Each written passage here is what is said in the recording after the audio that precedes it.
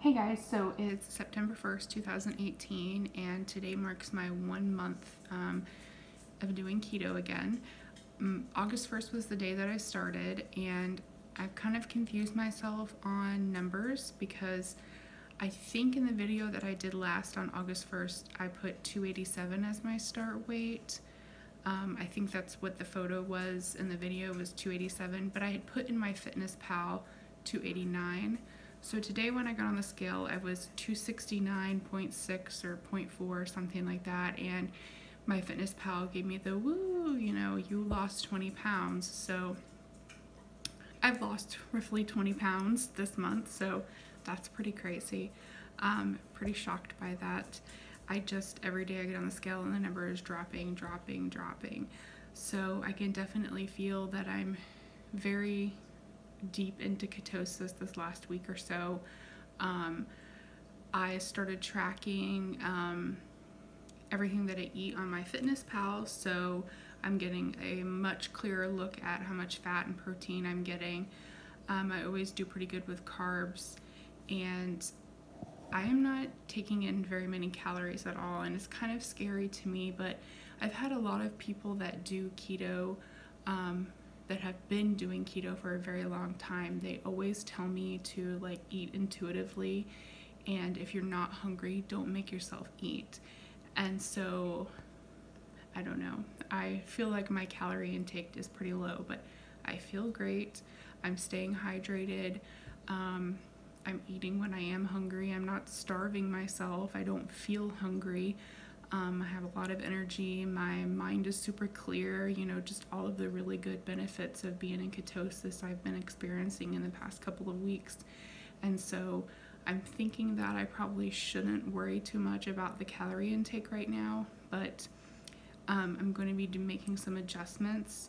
There's been a very surprising turn of events in the last few weeks that I probably should have been updating on as they happened, but I kind of wanted to just get everything kind of together and have a for sure story to tell you, and it'll kind of give you the reasoning behind me adjusting my diet a little bit. But from the title of the video, you can probably already tell that we're going to be talking about weight loss surgery and not just, a random topic to talk about. It's directly something that has to do with me. And so I have for many, many years been very interested in having a VSG, the sleeve done. And so, with my constant struggle with weight, I have been overweight my entire life. I have been on a diet since maybe 7 or 8 years old. I've been very conscious and aware of my weight and the fact that it's more than it should be. And so just this long struggle with food addiction, with binging, constantly dieting, constantly fluctuating my weight, and never really ever getting anywhere. Yes, keto is amazing and it makes me feel fantastic, and of course the weight just melts off, but it still hasn't been the answer for me completely. I feel like it's just a piece of the puzzle because I want to continue to do keto while I'm working on my preoperative stuff, and then I'm really hoping to stay as low carb and keto as possible post-op.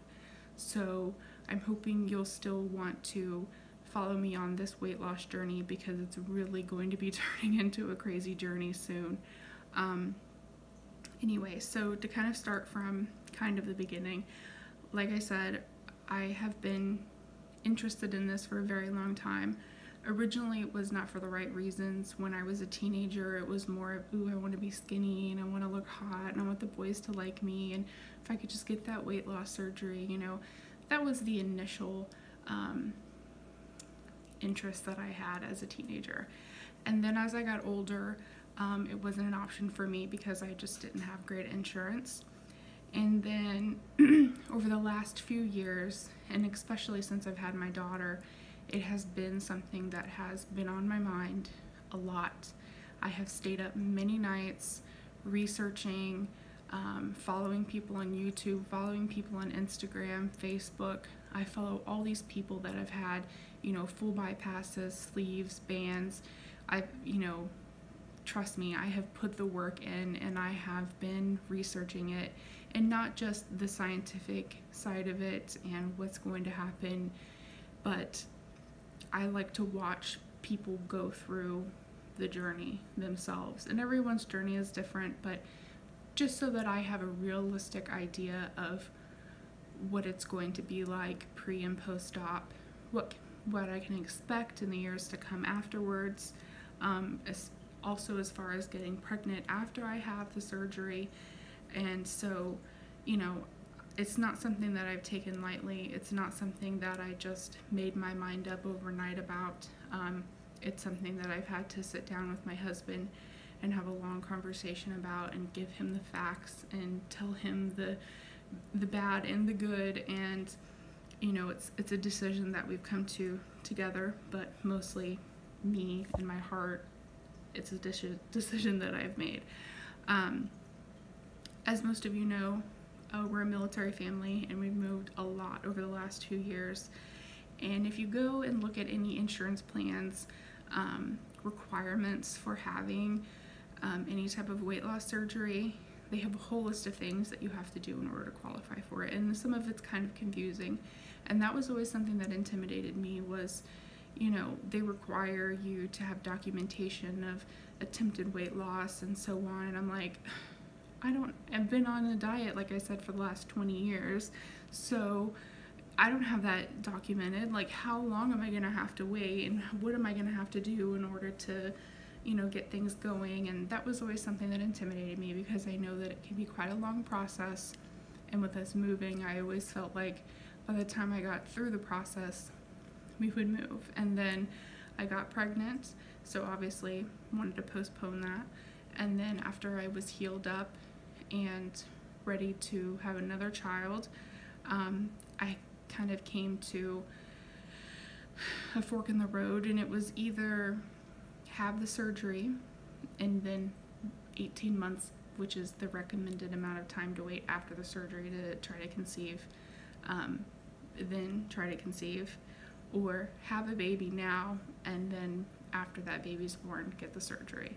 And everyone kept telling me, oh, just have a baby first and then get the surgery, And so most of you know it's not that easy for me. I can't just decide that I'm gonna have a baby. We just moved to North Carolina, and I had to get a new primary here.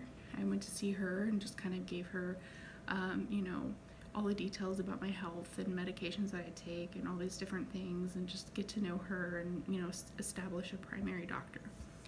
And, we were talking about weight loss, and I was telling her at that time I was 1 week into keto, and I had lost like 9 or 10 pounds. And, we're talking about weight loss. We're talking about this whole slew of medications that I take, and that's for like another video that I want to talk to you about. But, I take all these medications, and I have all this back pain and chronic pain and blood pressure issues and depression, and, I'm only 28, and she's just like, with your health issues and your BMI, you more than qualify for weight loss surgery. Is that something you've ever considered? And it was just kind of like, whoa, this is something that I have been thinking about for a very long time. And it's so crazy that you bring it up. And, that was always something I was scared of, was going to a doctor and being like, hey, I want to get weight loss surgery, and then them try to talk me out of it or not be down for it. But for her to bring it to me and recommend it was a little comforting, like a little, reassuring for the process. So I said, yeah, let's do what we have to do, let's get it started. And so this particular primary that I'm seeing is on a military base, and so there's not a ton of resources there, but there are the resources that I need to get the process started. So about 2 weeks after that, I had my first appointment with a nutritionist, and we had like a 2-hour long conversation, and she feels like my mind is in the right place, my heart is in the right place, that I'm not making an irresponsible decision. And so I have a whole list of things that I have to do to qualify for the insurance, to approve the surgery and pay for it. And so this video is kind of getting long, about 11-12 minutes in now. So what I think I'm gonna do is I do want to make a video talking about my current health and maybe some of the medications that I take, and then kind of what our game plan is to get me off of those and get me better and feeling better and able to carry another baby and have a healthy pregnancy. And then I would like to sit down with you guys and go over all of the things that I'm going to be doing over the next 4 months to get approved for the surgery. And the hypothetical right now is that if all goes well, my 4th nutrition appointment will be in November, and hypothetically, if she says I have the go-ahead to have the surgery and my insurance says yes, we'll pay for it, I should be looking at getting my surgery done in December. So right now that is the plan. That is what's been on my mind every day. I am still going very strong with keto because I do have to prove to them that I can lose weight and that I'm dedicated and that I have the correct mindset when it comes to weight loss. I cannot gain any weight in these 4 nutrition appointments over the next 4 months, but I can't lose too much weight, which I feel like I'm doing, and it's kind of scary to me. I'm kind of in this really weird place where I just kind of need to like stabilize out. I don't want to get out of ketosis. I don't want to stop doing keto. Kind of keep things at a slow pace, up my calories a little bit, maybe up my carbs a little bit, and keep in ketosis, keep going with that, not get off track, and you know, make my way to December and hopefully as quickly as possible and get the surgery. So I'll go ahead and end the video now, and hopefully soon get back to you guys regarding surgery information and my checklist that I have to go through and my meds and all that, like I said earlier. But thank you guys for watching, and I'll talk to you later. Bye.